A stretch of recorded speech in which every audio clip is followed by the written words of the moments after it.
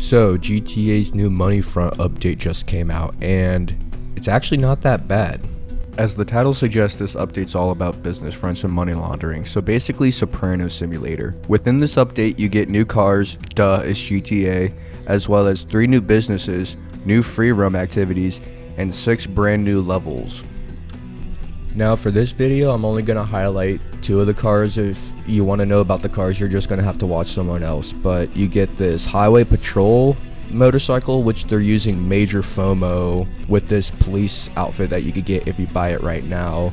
But if you care about that, cool, you get to be a chip now. But then another vehicle that I'm going to highlight is the Ubermax Sentinel GTS, which you unlock the retail price for by doing these Quickie Farm side missions that they added with this update, which is basically just the 2.0 version of Pizza This that they added with the bail office. So now, getting into the actual main part of the update, you'll get a call from Martin Madrazo telling you to meet him at the airport to meet a new client named Mr. Faber, who sounds French, so I immediately don't trust him. But it turns out he's this huge banker that funds basically every illegal business you could think about in the GTA universe. He goes on to have a 5 to 10 minute conversation just explaining to you how it works, and he drops you off at the car wash, leaving you with Ralph DeAngelis, his right hand man, who helps you run the business fronts. So now, what are these 3 businesses that you can buy? Obviously the car wash is one of them, since they've been advertising that since last week. But then the other 2 businesses you could buy is Smoke on the Water in Vespucci, and then Higgins Heli Tour, that's also in Vespucci. With each 3 businesses, there's only 1 additional purchase, and that's just whatever tint color you want. And each color is just $10,000, which is amazing. But then the car wash is $1 million. Smoke on the Water is $850K, and then Higgins Heli Tour is $900K, and all 3 of them will only set you back $2.75 mil, which is just awesome. So now the way to run these business fronts is actually super simple. You just go up to the laptop inside or call Raph from your phone and tell him you want to either do a money front job or a legitimate job. With the money front missions, you'll have 4 mission types unique to the 3 businesses. With the car wash missions, they'll almost always revolve around taking out a rival operation, while Higgins Heli Tours and Smoke on the Water will revolve around recovering products. But regardless of what business you're helping out, each level will end the same, which is bringing the dirty money back to your business, and then you gotta wait on Ralph to launder it, and then you can pick it up at the car wash, which the Higgins Heli Tour and Smoke on the Water will bring you $35K each mission, and the car wash will bring you $70K each mission, which they stack up fast, trust me. Also, quick side note, during the money launder mission that revolves around taking out rival weed farms, there'll be 2 guys constantly spawning in and chasing you. One of them will be driving a Canis Bodie, which is actually the same truck Trevor Phillips uses in the story mode, which you can no longer buy on the car shops. So if you've always been wanting Trevors Truck, here's one way to get it. However, you gotta be careful when you do these money laundering missions, because each time you do complete one, it will add heat to said business you help. And when you build your heat meter all the way, you don't gotta worry about raids, thank God, but it will stop your passive income, which no bueno. And unfortunately, there's only one way to bring the heat down on these businesses: employment. But it's not too bad, it's just 1 mission type that slightly changes each time you do them, and they're very self-explanatory. Higgins Heli Tour, oh, I wonder what they do. Ooh, Smoke on the Water, I wonder what businesses they provide. And car washing, what the heck even is that? So anyway, when you do complete these missions, you'll be making at least 1K from the car wash, hoping you're not crashing every 10 seconds. $3,220 from doing deliveries for Smoke on the Water, which is basically just weed dashing. And then you'll make 7K from Higgins Heli Tours, which are all terrible pays, but this is 9 to 5 simulator, baby. You gotta take what you can get. And the final thing I'm going to be talking about when it comes to the new businesses are the benefits you get from them, which is hands down my favorite part about this update. For starters, you get a personal safe of $100,000, just like every other business. but how much you make from them each day depends on how many businesses you already own. So for the new players that only own these 3 businesses won't be making as much as the GTA veterans that already own everything. But these benefits also consist of helping out older businesses. Like if you own a counterfeit cash factory, for example, you will now have a permanent boost from sales thanks to the car wash. And same thing with weed farms after buying Smoke on the Water.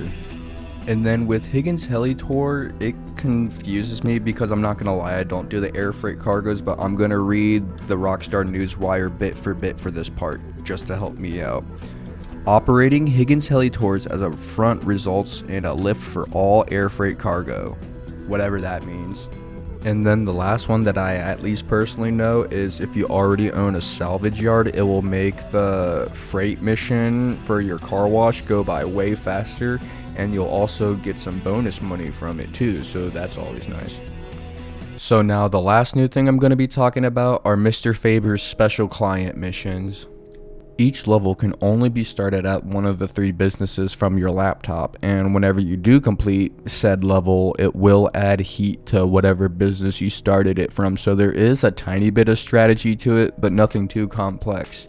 So the first level isn't too bad at first. You drive out to a house in the desert, and they introduce this brand new lockpicking mechanic, which I would not be surprised if it's in GTA 6. But then after that, the level immediately falls flat on its face by making you do a search area, which I don't understand why they decided to put search mechanics in GTA when the search mechanics are in Red Dead Redemption, but that's not what I'm here to talk about. But I will say they at least give you a list of an idea of where you need to search, so it kind of helps. Then with the second level, you have to go to one of the penthouses in the casino to help get the keys back from a car that was stolen from Yusuf Amir. That's about it. Short and simple. Nothing noticeable that I liked. It was just short. So then with the third level, you're going to be helping out the Diamond Casino recover some recently stolen diamonds from a man named Skinny, who turns out to be one of my neighbors, who's also about to get jumped by the Triads. This kind of feels like an old GTA 3 level. The Triads think they can mess with me? After you take out the Triads, you help escort Skinny to the storage unit where he's actually keeping the diamonds, and then you're going to get jumped by the Triads one more time before you get the diamonds back, and then you take them back to the casino, and then it's the end of the level. It's really just as short as the last one, but it kind of feels reminiscent of the old PS2 era games, and I really enjoyed the level. So now the next level, hands down, is my favorite out of all 6 just because of this one simple choice they give you.